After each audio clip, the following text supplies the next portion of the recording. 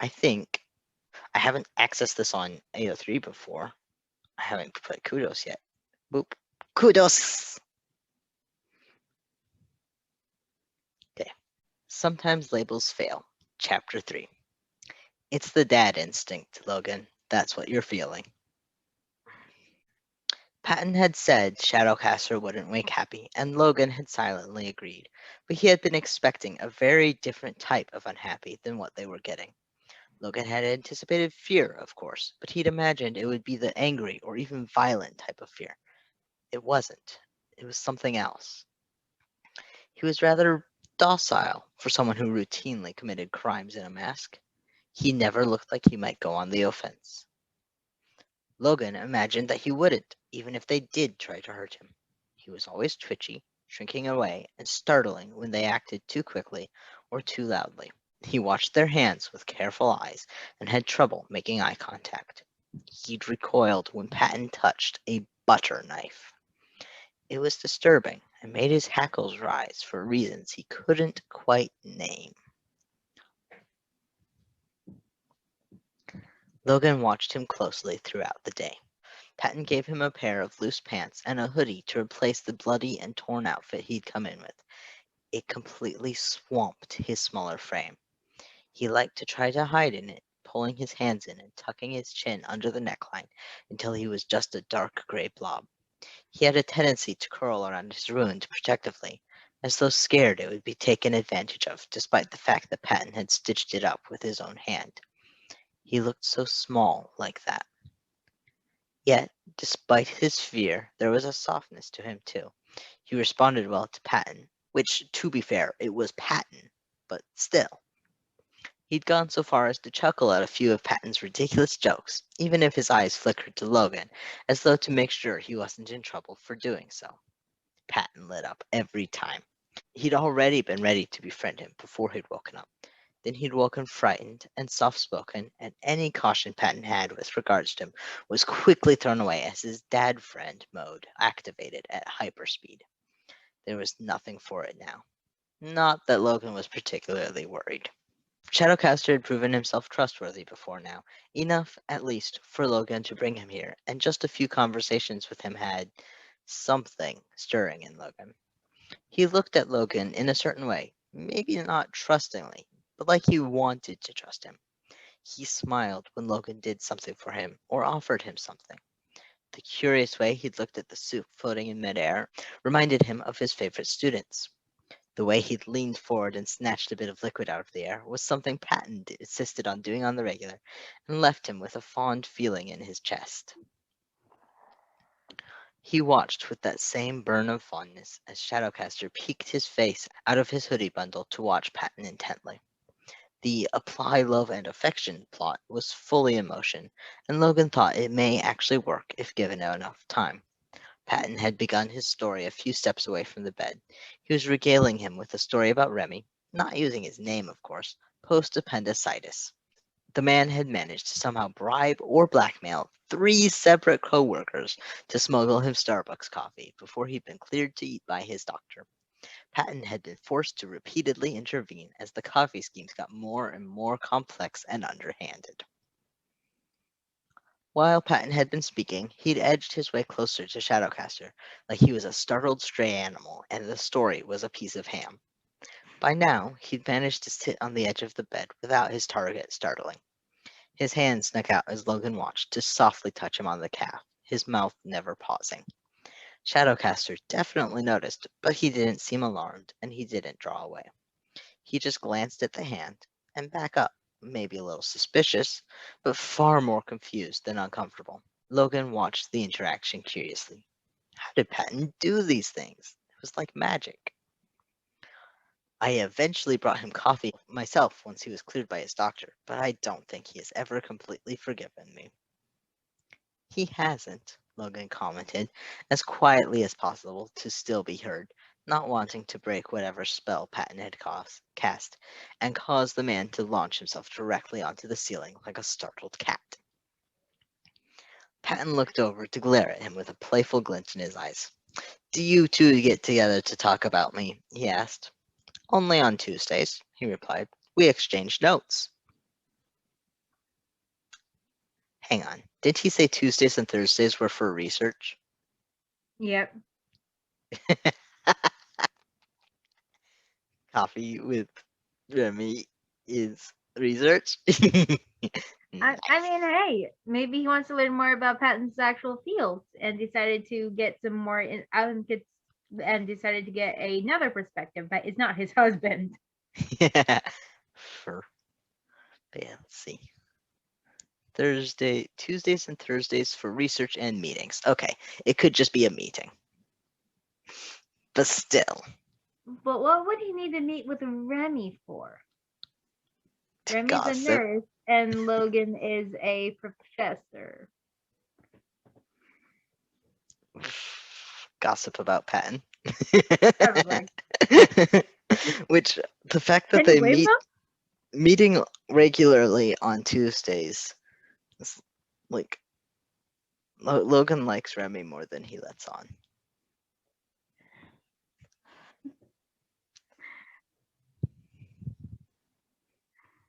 I just love this so much. Oh my god. Yay.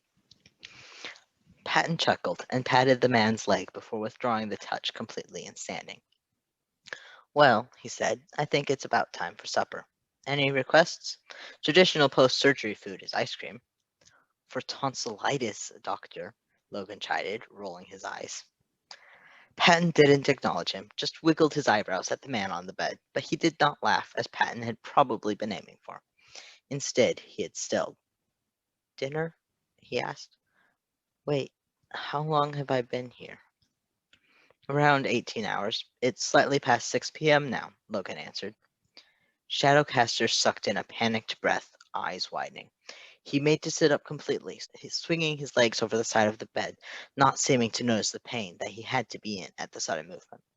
Patton took a startled step forward to block his way so he wouldn't stand.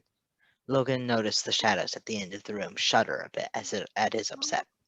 Oh God, I missed school. Hey, I mean, my foster dad is going to kill me. Then Oh his no, mouth honey, just stop talking. Oh god.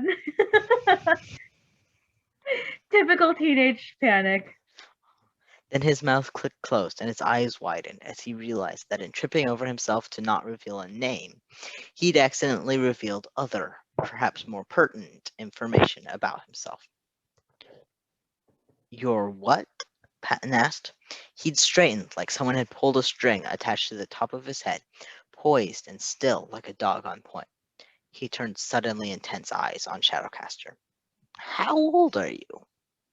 Shadowcaster shrunk back into the bed, eyes wide and more terrified than they'd been when he was bleeding from a gunshot wound. And oh, so many things made more sense now. The strange vulnerability instead of the expected angry defensiveness, the smaller frame and lighter weight, the different speech patterns, the childlike curiosity, the fact that he'd somehow ended up in the middle of a school shooting during the day, despite the fact that all of Shadowcaster's activities took place exclusively during the night before and after the incident. That's why you showed up at the school, Logan said. You attend the high school. Oh my God, Patton whispered. Oh my God, how old are you? The boy, the actual literal child, apparently, shook his head in response, and Logan didn't want to think about why he seemed to be more afraid of them hurting him now that they knew he was a child than he had been before. Tears were streaming down his face, and he was trembling in terror. Patton, of course, being an empathetic crier, started tearing up too. Oh no. Now they were both distraught. What was Logan supposed to do about this? Think logically. He threw a hand toward the bathroom door, and a roll of toilet paper flew into his waiting palm. He tossed it at the boy, and it smacked him in the head before falling into his lap. He seemed stunned into calm by the action. For the, Logan tapped his cheek. The boy blinked at him as he shifted from one foot to the other. Apologies, we don't stock tissues in this room. Patton was still sniffling softly. Oh, honey, you try so hard. You really do. I love you. Thank you.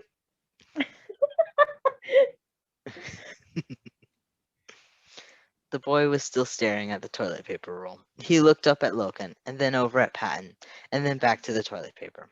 Then he started to cry again. Well, that didn't work. Luckily, Patton seemed to know what to do from here.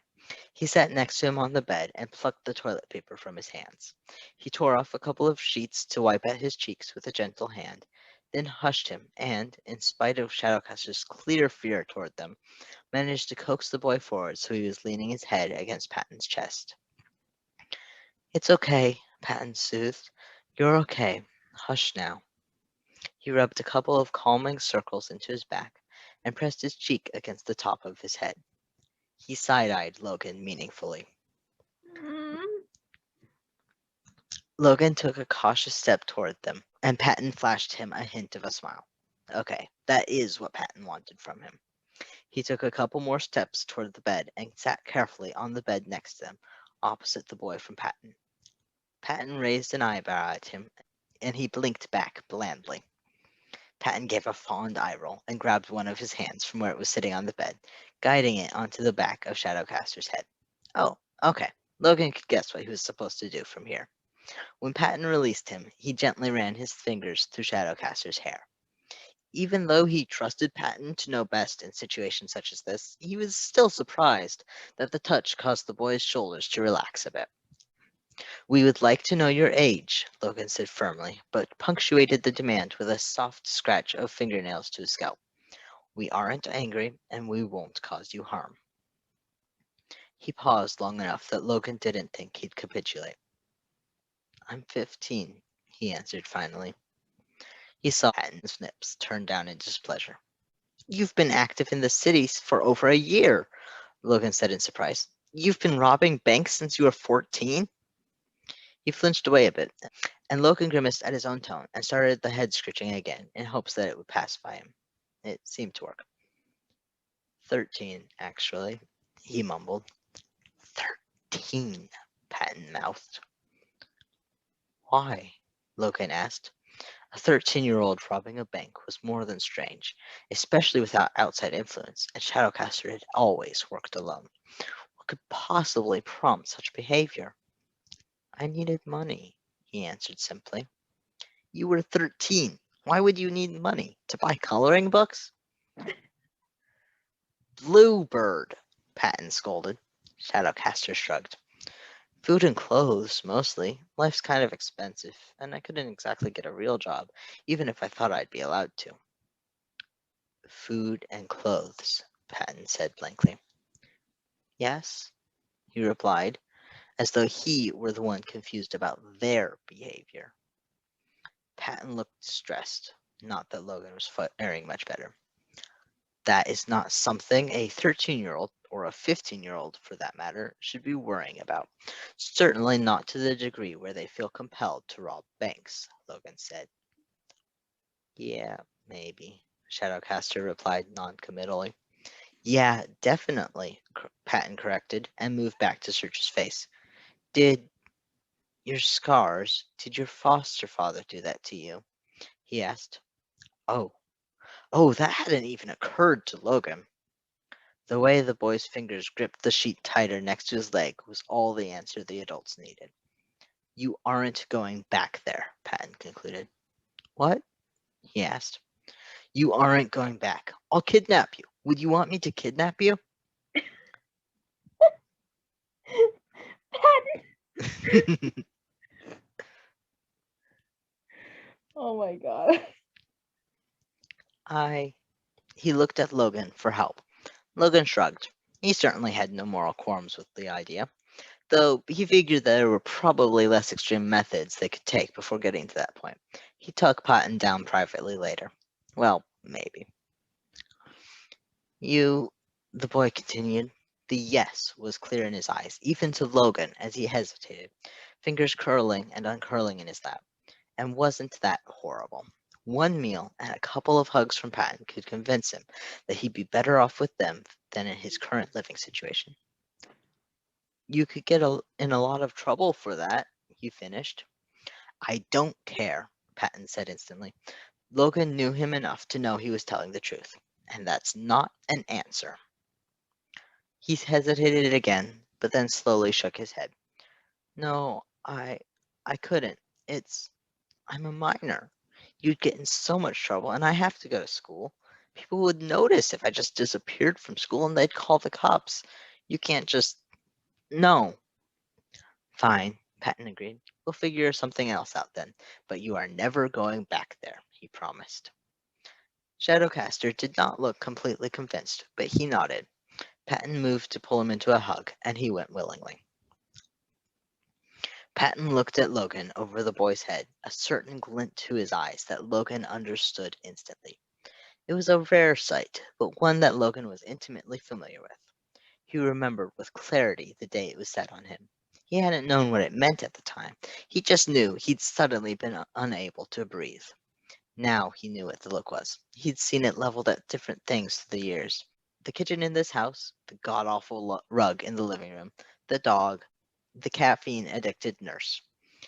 It's mine now, the look said. I love it, and it's mine. And once Patton decided that, there was no fighting on him, not even when it had been Logan himself. It was a good thing the kid was an orphan, because Logan guessed he was a dad now.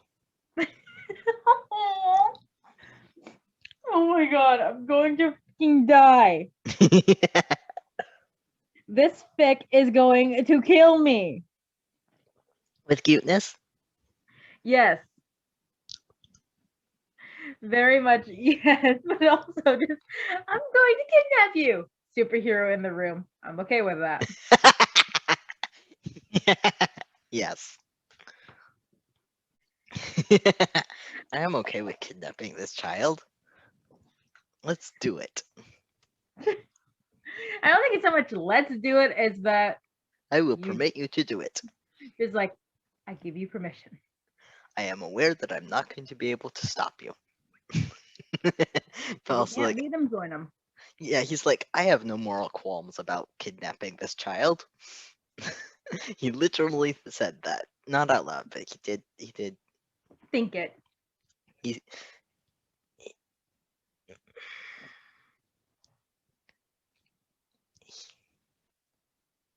no moral qualms with kidnapping this child. Surprise adoption. Yes. Hey,